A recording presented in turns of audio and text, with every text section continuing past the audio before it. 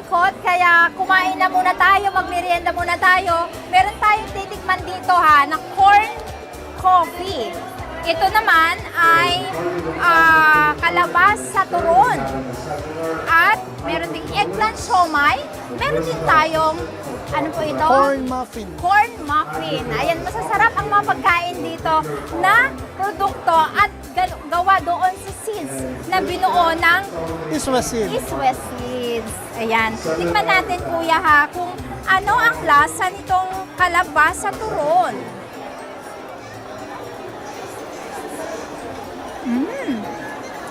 May halong Meron po siyang halong cheese, milk, and then a little bit of, I think milk niya ay condensed, so medyo matamis na siya. hindi mo malalasahan na kalabasa siya. Para lang din the usual na The usual. kinakain na banana turon. Then sa mga ibang farmers natin, meron din pong ginagawang halayang kalabasa. So sa Cavite, meron tayong farmers na ganun po yung ginagawa. Halayang kalabasa. Ito Ito po yung yung ating variety, yung Sofia kalabasa, no. Ang kalabasa ng mga wais, napakaligat. Tapos very prolific pagdating po sa pamumunga. Best seller po ng company. ito naman po eggplant siomai. Ito po yung ating eggplant siomai. Of course, gawa po siya sa ating famous na Calixto variety ng ating eggplant. Calixto. So magagawa pala ng siomai, no? Yes.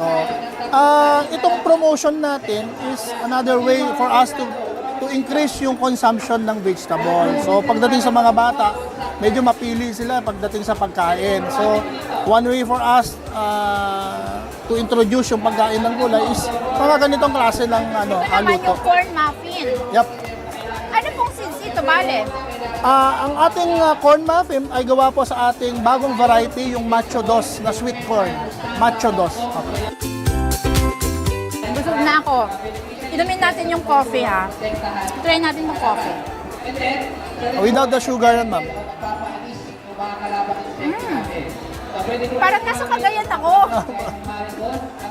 Kasi, hindi ito yung talagang nabibili sa over the counter. Yep.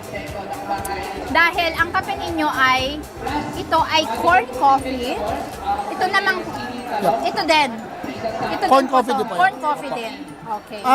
Meron din po tayong another coffee, yung ating Morado coffee. Gawa po yun sa ating purple na mais. So, doon po sa ating display, makikita nyo kung ano yung tsura ng ating mais. It's another bestseller, na variety na mais from the company. And ang kagandahan nito ay meron po siyang anthocyanin. So, alam naman natin, pag anthocyanin, it's mataas siya, maganda siya for the prevention of cancer. Tikman nyo itong tinikman ko. Pero bago niyan, magtanim muna tayo sa ating mga bakal ng gulay at prutas.